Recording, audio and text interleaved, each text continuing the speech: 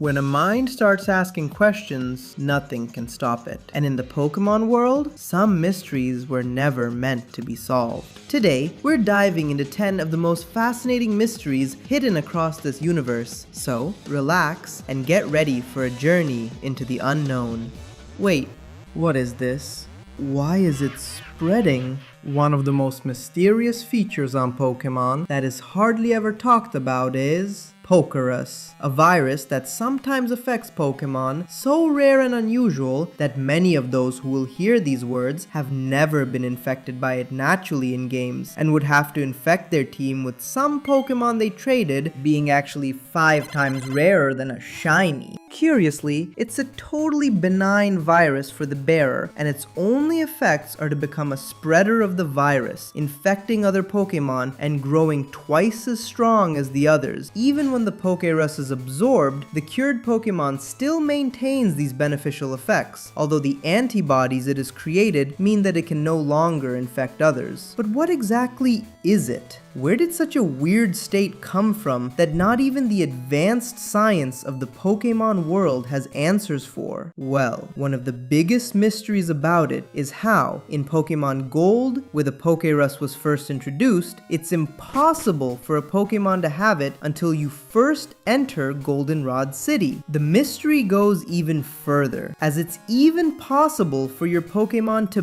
be infected by it, but the status will not be displayed, nor will its effects be activated until you set foot in the city. This makes clear that it's not some strange bug, but that it was a deliberate choice to program it that way. There seems to be some unusual connection between this condition and the largest metropolis of Johto. What if this data, hidden in the game's code and to which only the most avid researchers would have access, was meant to imply that the virus first appeared in Goldenrod City? After all, it's a city with no shortage of shady spots. With its underground tunnel district, wouldn't it be quite epic to think that it has hidden an underground laboratory where a really dark research was carried out from which this virus emerged? There is also the radio tower, whose waves were used in experiments on the growth of Pokemon, which could have caused anomalies in the organisms of some of them. There's also the Pokemon Communication Center. Introduced only in the Japanese version of Crystal, it was a kind of early experiment in Wi-Fi connection when the technology was clearly not up to the task on a Game Boy Color. Its connection with the Angel of Time and the visionary messages that we find in the NPCs of the place hinted at how extraordinary it was that such a place existed at that time. Could it be that somehow those first attempts to play with space-time in the series led to genetic disorders in some of the Pokemon that were part of those trades and battles,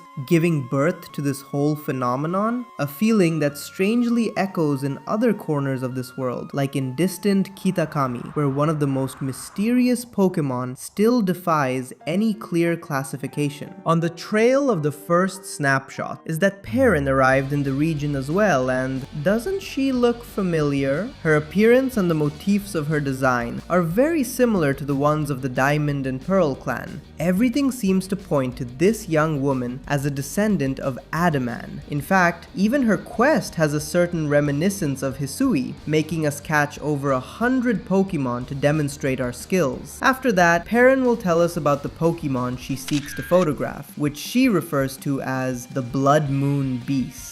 Powerful Ursaluna that lives in the timeless woods and is special in every way, being impossible, at least for now. For another Pokemon to evolve in this form, I don't think it fits into the category of a legendary or mythical Pokemon as such, but it's a legend of its kind. A Pokemon that was born in an exceptional circumstance that will never be repeated, making it completely unique. And Ursaluna departed from its homeland and arrived by chance in the Kitakami region. In that hostile land, it naturally had to adapt to survive the new threats of the place. So, it would begin to reinforce its armor created with the peat from the swamps in its native Hisui with the new materials of Kitakami, giving it an extra hardness that made it much more resistant. With the abundance of materials in this new land, Ursaluna could even cover its face with a kind of helmet, which would somehow force it to sharpen its eyesight, but at some point, a fierce fearsome opponent appeared and delivered an attack aimed at its head that it cracked its impenetrable helmet. The beast managed to get away with it, but now its mask reveals half of its face as well as the scar from that blow, aimed right at what was once a moon between clouds turned into a crimson blood moon that would give the Pokemon its name. Let's not forget that in Hisui, it was considered a sacred Pokemon. Could it be that before the total extinction of the species, an Ursaluna with the approval of Arceus would be born, destined to give a new beginning to the line in those distant lands? The Blood Moon represents, after all, the end of one life cycle and the beginning of another. Villains. The antithesis of what the series tells us represents training Pokemon, blinded by their greed for power and extremist ideas. Wait, isn't that too kawaii for the end of the world? A classic mystery of this series is, if they are so bad, what are so many antagonists doing with a Crobat? A Pokemon that evolves when it reaches the highest level of happiness and affection for its trainer. But is it really that rare? Let's actually look at the villains who have a Crobat. Archie and Maxie are a walking danger with no conscience when it comes to imposing their fantasies. But when it comes to the treatment of their mates, things change, especially to both their subordinates and the Pokemon in their team, which they have faithfully kept since their first battle, even when they are far from being the strongest. They are extremely loyal figures to their own, and that way of acting is instilled down to the last of the recruits, of whom there is no reference to treating Pokemon as tools or slaves. Quite the contrary.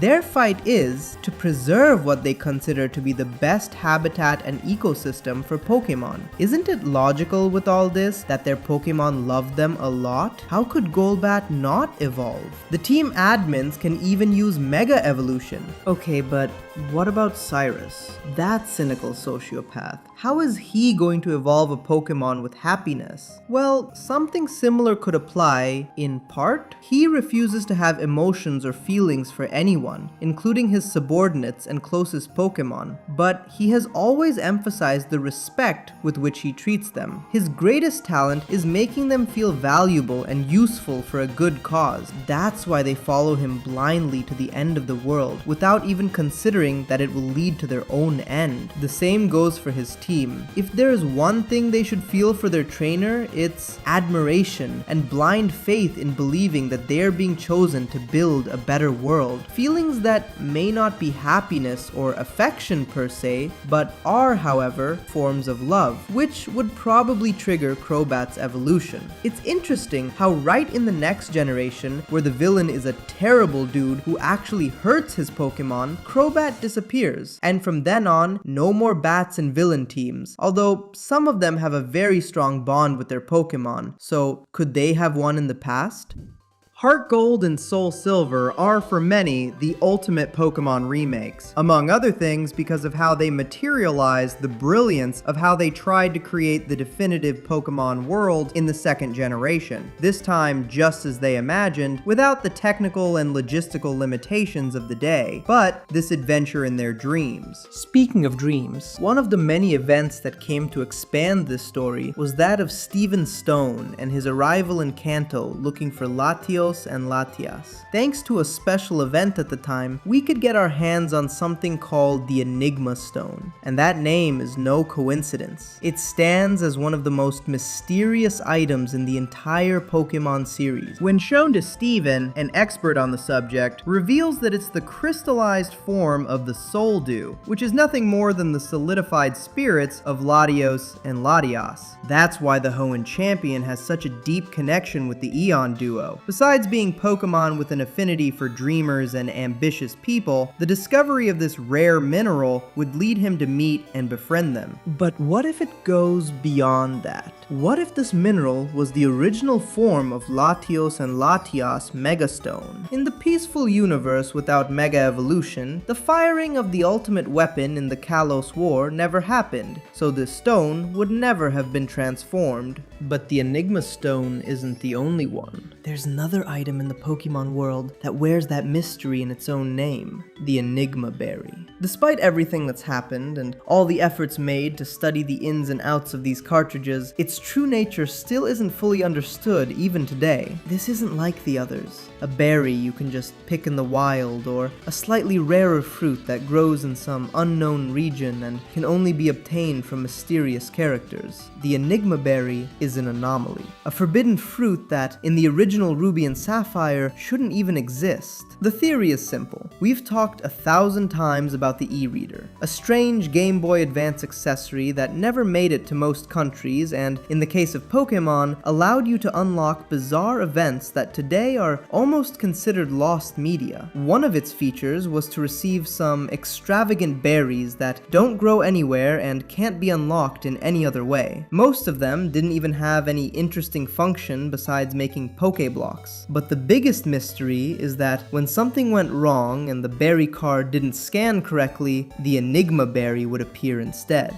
In other words, this fruit is actually a placeholder that, under normal circumstances, no player should ever even see. Starting from the 4th generation, this item became much more normalized, because when all the exclusive berries from the 3rd generation were transferred to a later game where they didn't exist or weren't programmed, they would turn into this one, which was then recycled as a regular item, even with an assigned battle effect. But in its original 3rd generation, this wasn't the case. It was a forbidden fruit that no one was supposed to see. It's actually pretty close to the idea of missing no, except that instead of filling the empty slot meant for a Pokemon, it did so with a berry. Even their designs, monochrome with a question mark shape, are very similar in this 3rd generation. But it's not just objects in Pokemon that hide secrets. Even the most seemingly mundane aspects of this world still have mysteries waiting to be solved, like moves. And one of the most puzzling ones has always been Curse. A ghost-type move that, when used by a Pokemon of that type, doesn't seem too mysterious. The Pokemon taps into its connection with the other side, cursing its opponent and causing it to lose health turn after turn. But when any other type of Pokemon uses it,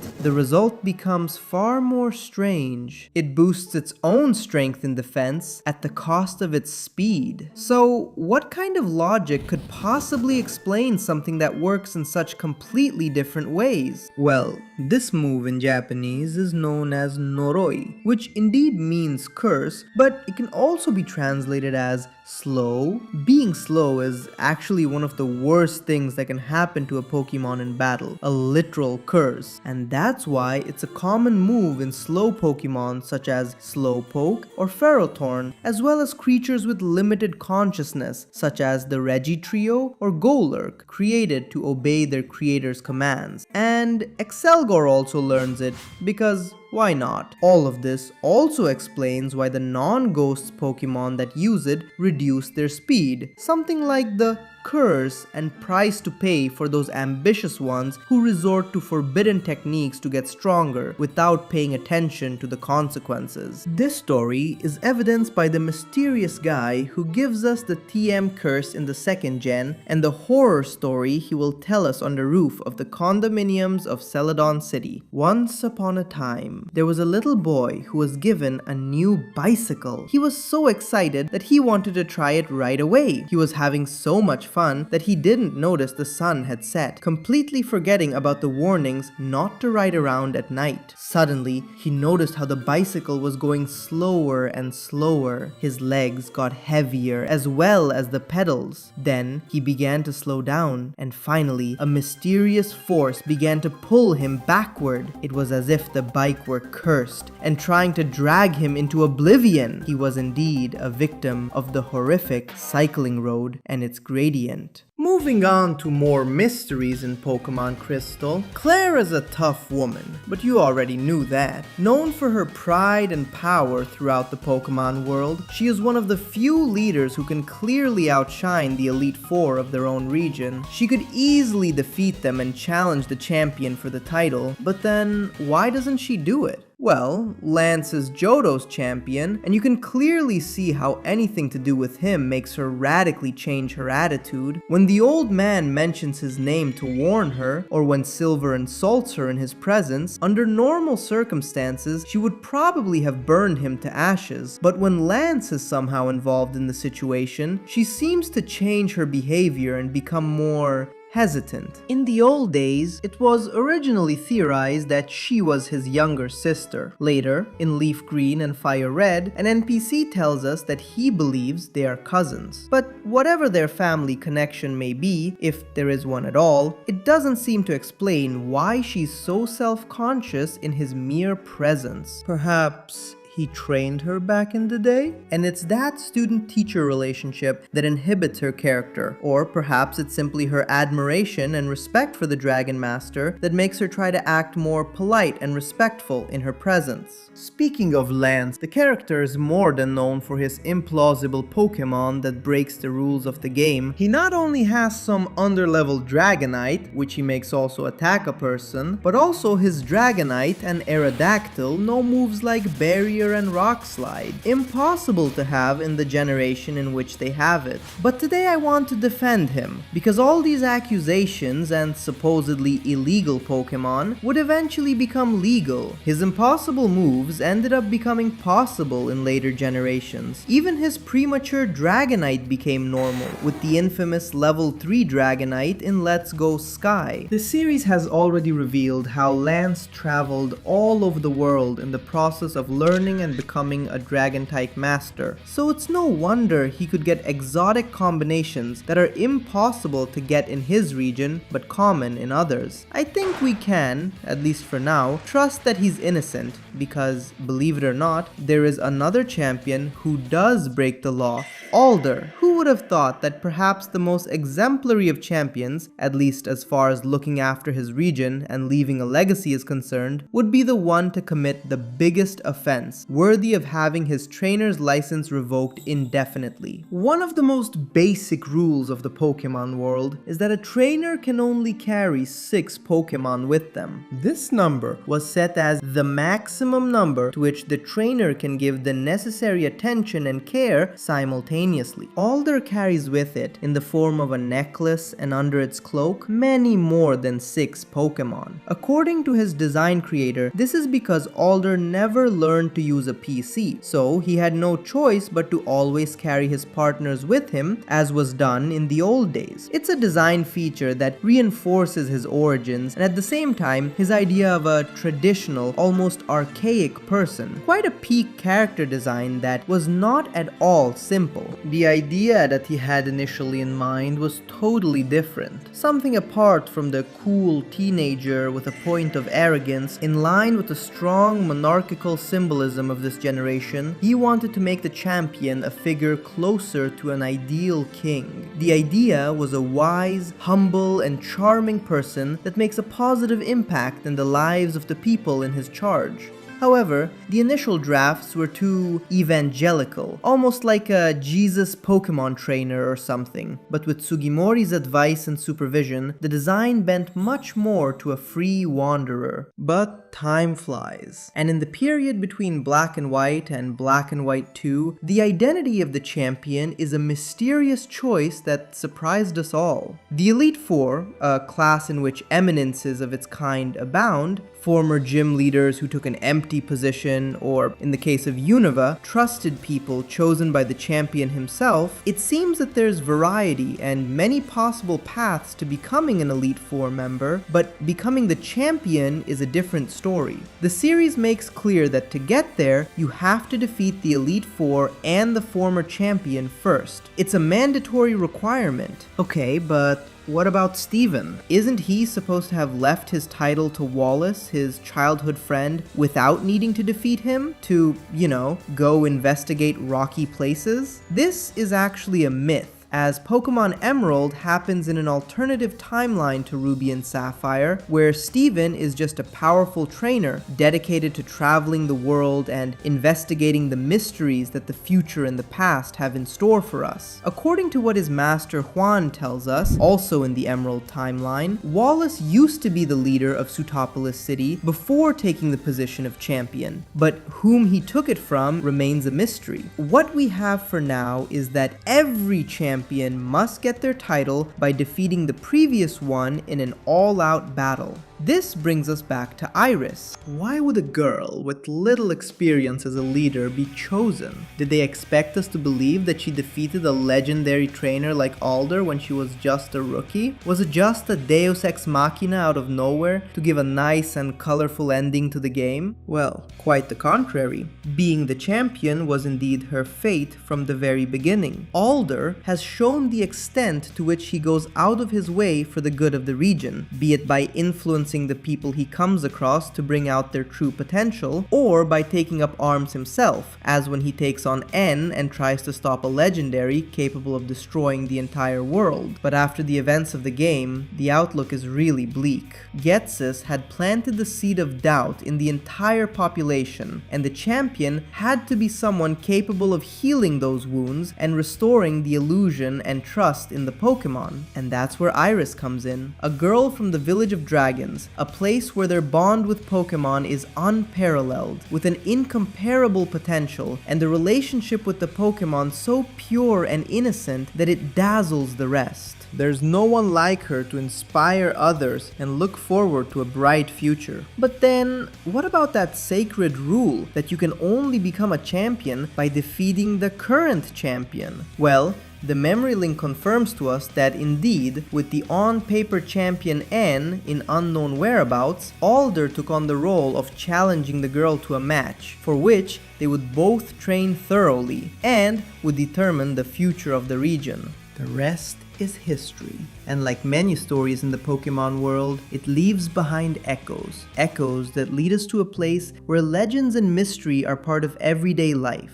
Johto. Game Freak's utopian view of a world where people live in harmony with the environment and their traditions. But at its heart, we find Ecruteak City, the home of many legends, myths, and mysteries. No wonder the famous ghost of Glitch City, who we briefly discussed in the previous video, has a strong association to this place, with the theme of the burned tower being played when interacting with her. Yet despite all of this, she's not the city's greatest mystery. In the original games, there is another character who, although being a lot more inconspicuous, is even more intriguing. When arriving in the city, only in the crystal version, the leader Morty is in the burned tower investigating the possible return of the legendary beasts. Probably some sort of sixth sense possessed by both characters was what warned them of the event. But if at that moment we try to enter the gym, a strange character interrupts us as soon as we are inside and immediately takes us to the exit, laughing in a suspicious tone. The leader being absent until we complete a certain event is not something new in the series. Even in the same second generation, we can find other similar situations. But in that case, the normal thing would be that we can access but the leader's spot is empty, like with Jasmine until we cure Amphi, or that the gym is simply closed and inaccessible, like Giovanni's until we defeat the rest of the leaders. But that a random character who is not a gym trainer or worker to begin with practically pushes us outside is unusual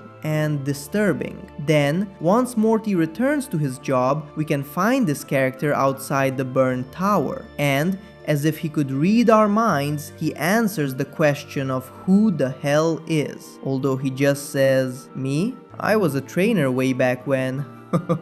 Now that the character is still, we can appreciate his more mysterious trait. This NPC uses the common old man sprite of these games, but with his palette changed to a radioactive green, totally different from the usual colors of this kind of trainer. I mean, they could totally have gone with the usual sprite, but I feel like they wanted some of us to notice this dude. Going back to the event that keeps us out of the gym, Morty explains how his family has been devoted for centuries to the study of the region's legends. Could he be a member of the gym leader's clan? Going one step further, there are rumors in Johto that Morty has extrasensory perception and some sort of clairvoyance. If he's actually his grandfather or something like that, maybe he shares that sixth sense. Perhaps as soon as he saw the player, he saw a vision of the encounter with the legendaries and everything that this eventually meant for the game's events. That would explain why he was so insistent about going to the burn tower as soon as possible.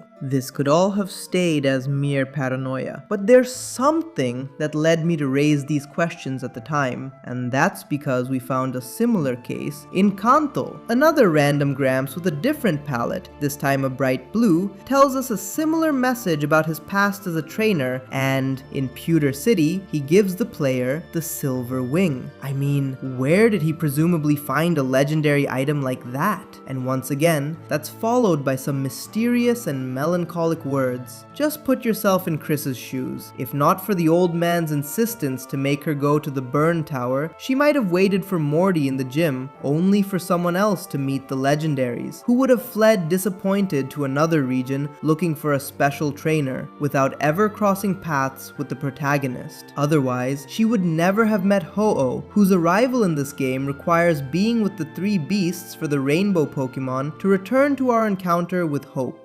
Likewise, if not for the other mysterious fellow at the very end of the journey in Kanto, we would not have been able to track down Lugia, the most hidden legendary in the Crystal version. The only two shiny oldies of the generation seem to be there for the protagonist to meet the legendaries. Consider also their special color palette, and they almost feel like angels, guardians of our destiny as chosen ones. Maybe, in other timelines, these characters were not present, and that's why the same legendaries can be caught for other protagonists from different regions. That's a lot of fantasy for one video, I know, but I wouldn't put so much emphasis on these characters if it weren't for the long tradition of the games with mysterious elders. In the same second generation, we also meet the lady of the Pokemon Center of Mount Silver. We all know very well about the restrictions to access that dangerous area. Professor Oak doesn't give us his permission even when we are champion, not until we beat Blue and prove that we are at Red's level to battle for the title of the best in the world. Logically, all people in Mount Silver should be at least at that same level.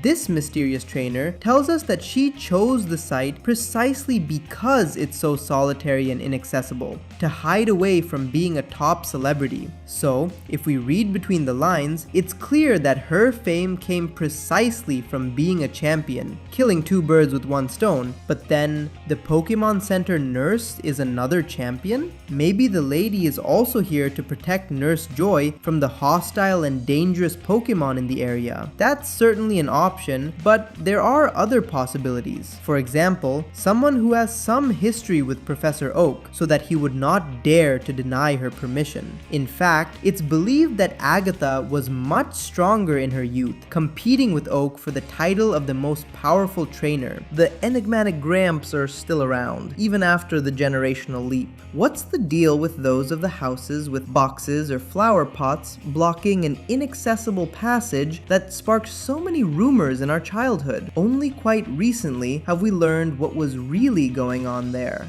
Battles, only unlockable with the e-reader that stayed as a mystery in the West, where this gadget was almost completely unknown, but it's still a secret who they are to bring such exceptional trainers to that place. All these characters, through the generations, share in common in dialogues referencing their youth as great trainers many years ago. A coincidence and iteration that makes me wonder if there is some connection there that we are not seeing. Perhaps the only thing we can do is to seek answers from Arceus. Something hard to do, as its catch event in the Hall of Origin was never released. But if somehow this original Arceus made it to your team, it would trigger a secret event that I would describe as unsettling. To see the full story behind this secret and uncover many more mysteries hidden across the Pokemon world, check out the video on screen. Be nice!